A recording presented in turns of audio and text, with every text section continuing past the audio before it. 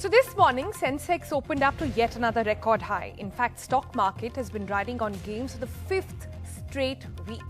But are you like me, wondering how are the stock markets constantly soaring when the economy is actually going down? Think about it. The pandemic, negative growth, lowest GDP. But why is the stock market still breaking all records? Well, that's what we're going to talk about on FYI today. And as always, we will be joined by an expert who will tell you, is this a good time to invest in the markets or is it likely to correct itself anytime soon? So why is the stock market going up when the economy is going down? First up, before I introduce my guest, let's give you a bit of a background on all of this. Now, according to reports, the total collection of the goods and services tax or the GST between March and July stood at rupees 2.73 lakh crore. Now, this is 34.5% lower than what the government earned during the same period in 2019. But why am I telling you this? What's the point of comparing the Nifty 50 with the GST collections? Well, the GST is basically tax on consumption. If the GST collections are down by more than a third, what that basically means is that private consumption is down majorly. When consumption is down, companies' earnings are bound to take a beating as well. Let me use an example I found very interestingly in the newspapers a few days back actually, which explains beautifully the entire story and the cycle of how profits are gained and how impact is seen finally on the stock market. Deccan Herald, for example, took the case of two-wheelers and cars. When people don't buy as many of them as they used to, their production takes a beating. When that happens, it has an impact right down the value chain. It means lower production of steel, steerings, glass, tires, etc. A low production of tires means lower demand for rubber. Lower production on the whole means lower demand of power. Now, this cycle also leads to the fall in companies' earnings. Business Standard results, a tracker for 1946 companies actually reveals the sales of these companies from April to June 2020 were down by 23.1% compared to the same period in 2019. The net profit for these companies is also down by about 60.8%. That's a huge number. But despite all of this, markets seem to see no impact of it all. They are soaring new heights every day. Well, why is that happening? Now that we've understood the cycle, let's take it forward to our guests. We've got Nasir Salim joining us on the program. He is the managing partner of Flexi Capital. We have Ambrish Baliga. He's a stock market expert and investor. He's joining us back on FYI today. We have Dhirendra Kumar, founder and chief executive of Value Research, and Priyanka Bhatia. Priyanka also makes a comeback on the show after telling us about what happened to her last time around when, remember, we did a show on Demat accounts and we told you why a lot of people were opening Demat accounts. So we'll get a perspective from Priyanka on what her learning so far has been and what this sort of surge in the market is teaching her as well. But first up, let me bring in some closing, in fact, I'm still thinking bells right now. Let me bring in some opening remarks there. Let me begin with Nasir over there. Nasir, your thoughts on what exactly is the reason behind this surge? It can't all just be riding on the vaccine. All right, while I connect with Nasir in just a bit, let me bring in Ambrish, if you can hear me. Your thoughts on why is the market surging so much? Like I said, it can't just be based on just the news on vaccine. That's true, because see, for this you need to go back to March, April, which was a period when the fear was at the highest. Not, really about the economy as such, as to what could happen to the economy, but it was a fear whether I'll be affected by COVID. And more importantly, whether I'll be able to live through it. So since the perception was of sure death, from that scenario, we have moved to a scenario where we know that the survival is very high. At this point of time, you start looking beyond fear, looking as to what can happen going ahead. And with vaccination in sight, clearly, we have moved from an extreme panic to exuberance. Now, why this exuberance? Look at the macro numbers. They are better. GDP forecasts have improved from extreme negativity a couple of months back to slightly better than what it was in the last few months. GST collections, if you look at the last 2-3 months, much better. Consumer data is positive, especially in the last 3-4 months. Don't look at the last 8 months because April to June was a write-off.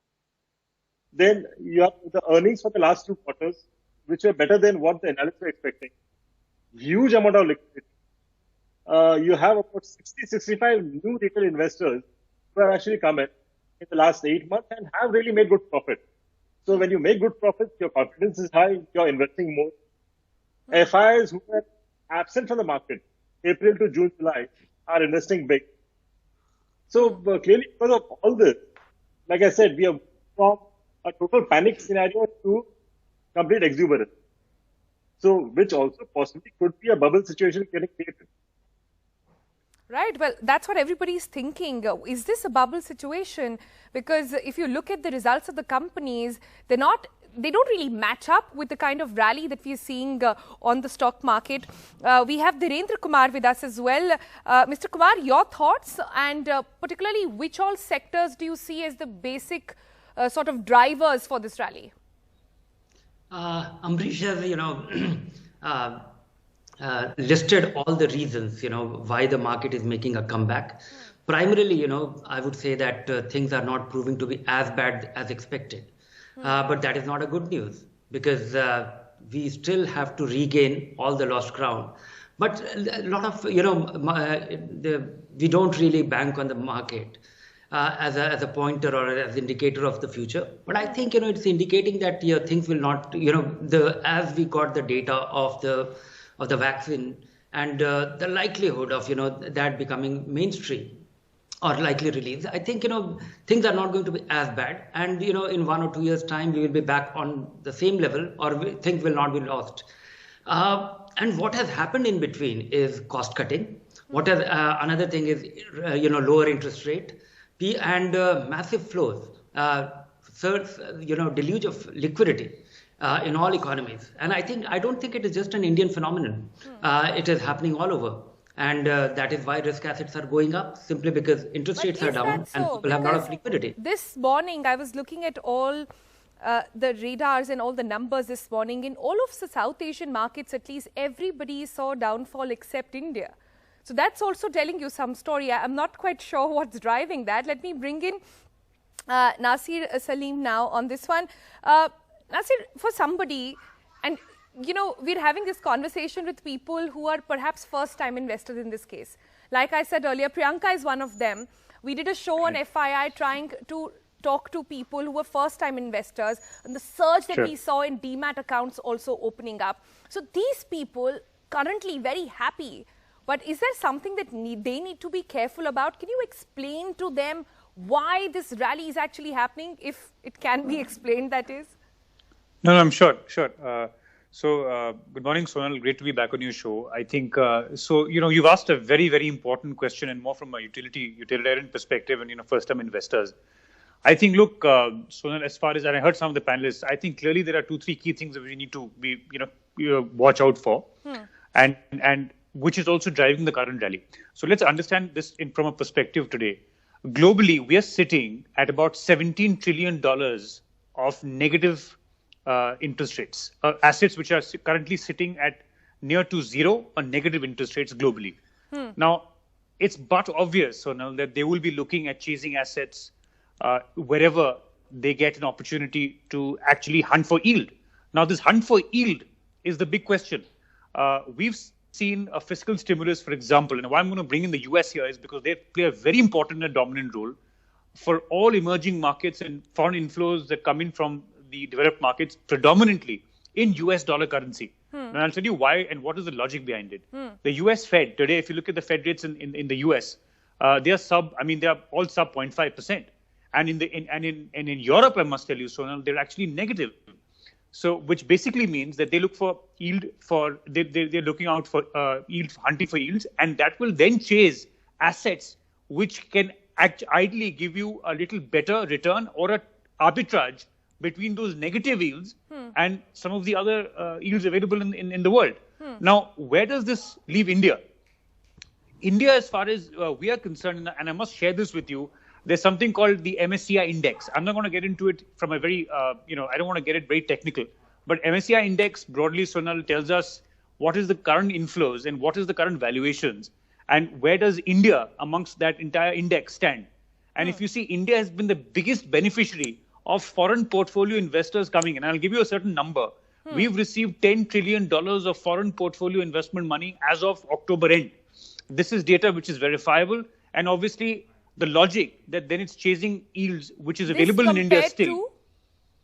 Compared to, if you were to compare this to Taiwan, if you were to compare this to the other emerging economies, China has also been a beneficiary. But I must tell you, China, the sentiments are also not turning against them because of the COVID situation. So if you compare these to Taiwan, Korea, South Korea, some of these nations, we've seen India is one of the biggest beneficiaries of foreign inflow of money.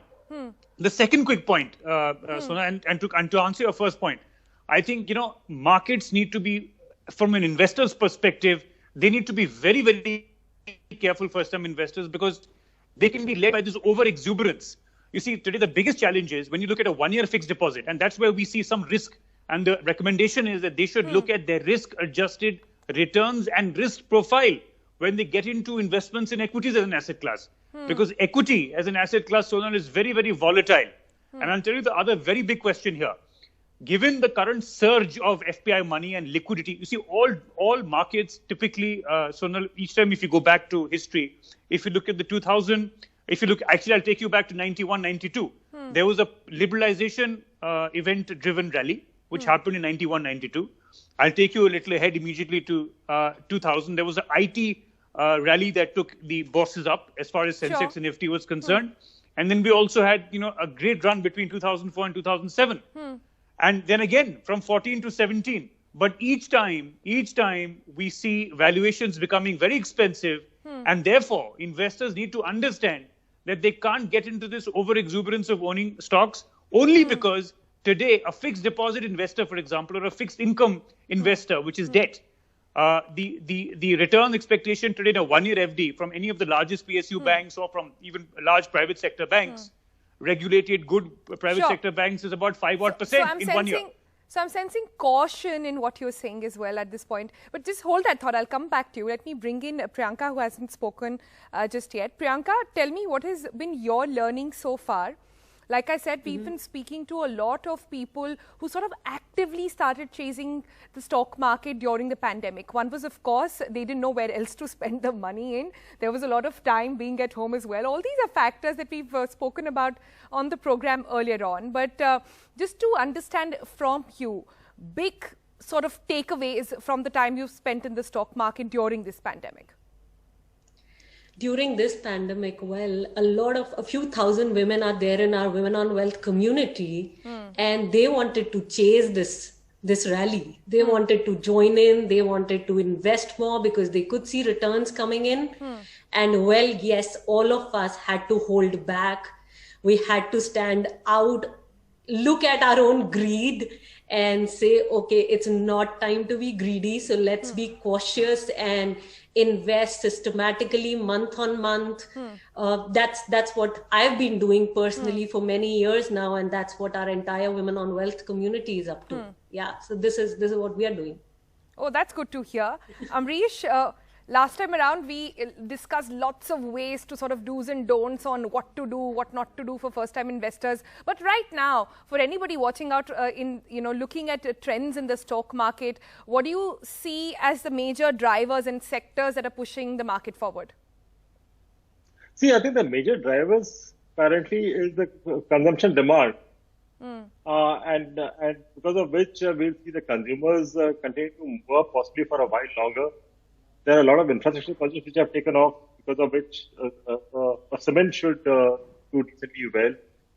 And along with that, the auto stocks, possibly specialty chemicals where there's a decent amount of demand, especially export-oriented demand. But then still I would say right now that we are in a scenario of euphoria, and possibly it's a good time to start booking out to at least to a certain extent. Because if you have made money in the last 8 months, making money is never so easy. And it's been too easy in the last so many months. So I think it's time to take some money off the table. Because I mean, see, we really don't know as to what exactly can puncture this rally. But we should remember that we are still not out of COVID. Just like Europe and US, we could see another wave. I don't know whether that will keep when the lockdown. That's only a speculation. Now, again, when I talk of consumer demand, which has been good for the last 3 months, whether is it pent-up demand plus festive demand, got combined together. So I think we should see December and January to see whether it continues or not. So Right. I think we should be a bit careful, take some Okay. profits off the table. Okay. You're saying this very interestingly on the day that UK has started giving out vaccines and India is barely weeks, if not months away from getting a vaccine as well. Let me get a quick round of comments on that thought. Nasir, do you want to take that? Well, I personally feel, if you ask me, Sonal, I think, markets always factor in the future outlook, right? And given the fact that, which is also why you've seen corporate profitability, for example, in India has started to show some signs of recovery, which is a great, green shoot in my opinion. But yes, the fact is that, any news around the vaccine, with anyway a low base impact on a lot of negativity, which we were sitting on in terms of COVID and its and around it, I think is a welcome step. But to answer your question, Sonal, to the other panelists, I like to tell you, I think 3 great sectors which may be considered because earnings will eventually catch up there. So I think from a sectoral perspective, healthcare and diagnostics is going to be a very interesting play. It's something which is going to continue to dominate our lives, Sonal, as we go ahead. I think the second quick one is technology. I mean, today, I'm at a remote location. I'm connected with you on a particular, digital platform, and I'm actually interviewing instead of coming to the studio. I think the way we work from now is also going to change the narrative of this entire digital, ecosystem. And I think that's a space which must be looked at least cautiously, I must tell you, with all disclaimers. We're not recommending or soliciting any sectors here on your show, but saying that since you've asked that question. And the third very important point is, I think, where one of the panelists said about consumption, I think, sectors which are directly related to consumption. So, for example, the QSR, quick service restaurant businesses, is again a very interesting sweet spot in our opinion, because a lot of action is going to happen there in terms of consumers coming in. There'll be quicker turnaround times of pickup and delivery services which will come in, factor in and push those demands up. And yes, last but not the least, I think in my opinion, clients need to be cautious. I think an approach which is that of systematic investment is a great thumb rule to ride out the volatility, Sonal. And the last thing I want to add to this point is that, there is no correct advice or thumb rule ever, in terms of profit booking, because markets, unfortunately, investors, get driven by two framework, which is greed and fear. And each time greed, takes you to a different tangent, and fear then pushes you back. So here's the recommendation. If you're sitting at short, if you need money in equities, and if you've invested in equity, you need liquidity over the next few days, please book profits. If you're a medium-term investor, 3 to 5 year horizon, you can de-risk your portfolio of equity, get down to reducing exposures in equity, and cut your equity positions. If you're a long-term investor, don't do anything, because equity would eventually settle out all the volatility. In the longer term, it's always beneficial if you have a longer term horizon as investing in equity as an asset class. Right. So that's some very good advice, I think, for all our viewers. Dhirendra, you want to add on to that? No, this is exactly what everybody has been rewarded by continuing their SIPs. In March, there were investors, who were in a panic mode, wanting to get out of the market. And the rewards of not getting out of the market in a hurry, whereby it would have made all your losses permanent. Now people are realizing that, the recovery has translated into something substantial. Anybody who has continued investing has benefited for a few months, 5-6 months of low, picking things at lower price NAVs. I would say that, if you didn't have a plan before this, if you accidentally came into the market, what Nasir was saying, frame your rules. Short-term money should not be invested in equity. Medium-term money, you should have an asset allocation, and long-term money should be substantially into equity. You should have a rebalancing plan, and that's about it. Be rigorous about it. Markets will remain the way it is.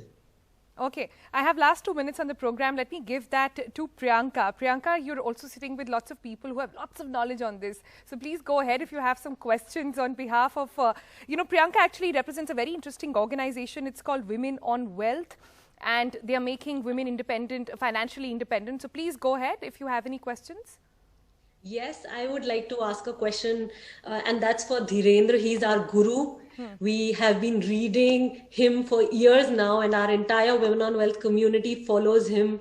So so it's amazing to have him with us, and the entire Women on Wealth community is watching us. So yes, they are being greedy. They want to invest more, and I would like to have Dhirendra talk with a few women today and give advice. Thank you. Your specific question though.